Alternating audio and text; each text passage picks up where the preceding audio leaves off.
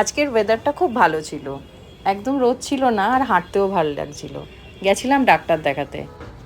সত্যি বলতে না, বাড়ি ফিরতে ইচ্ছে করছিল না, এত সুন্দর ওয়েদারটা ছিল। তারপরে যেই রোদ উঠেছে মনে হচ্ছে না বাবা বাড়ি পালাই। ব্যাস বাড়ি এলাম, এসে তাড়াতাড়ি করে সন্ধ্যা দিয়ে রাতে রান্না করতে চলে এলাম। মাংসটা আমি সকালে ম্যারিনেট করে রেখেইছিলাম। তারপরে ভাবলাম ঘরে তো কিছুটা ফ্রেশ পালং শাক আছে, তাই পালং শাক দিয়ে চিকেনটা করে ফেলি। যেরকম নর্মালি রান্না হয় সেই রকমভাবেই করেছি, কোনো স্পেশাল কিছু না।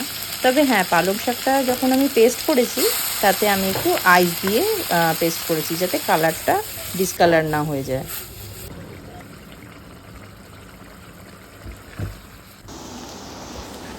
আর এই দেখো, মাংস প্রায় কষানো হয়ে এসছে, কিন্তু বাইরে মুষলধারে বৃষ্টি পড়ছে।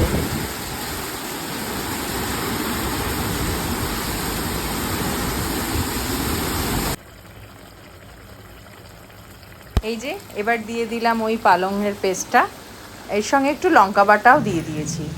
আর মনে আছে তো, সেই আইস দিয়েছি বলে এই কালারটা এত সুন্দর হয়েছে। আগে জানতাম না, পরে শিখেছি আইস দিলে কালার নষ্ট হয় না। আর কষতে কষতে কষতে কষতে তৈরি হয়ে গেল একদম আমার আজকের রাতের ডিনার।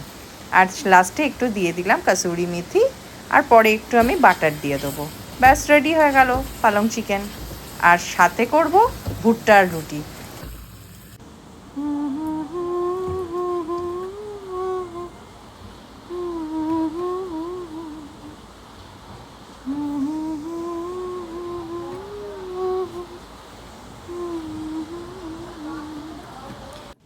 এদিকে রান্নাটাও শেষ হলো, ওদিকে বৃষ্টিটাও কমলো।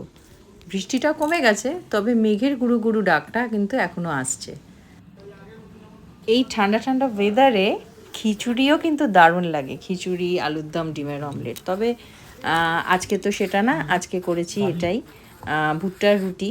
আর রুটিটার ওপরে একটু বাটার গার্লিক ব্রাশ করে দিলাম, আর তার সাথে ওই চিকেনটা।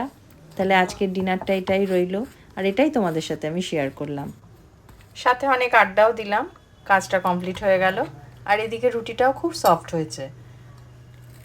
তাহলে এবার রাখি, আবার অন্য কোনো ভিডিও নিয়ে তোমাদের সাথে আড্ডা দিতে চলে আসবো।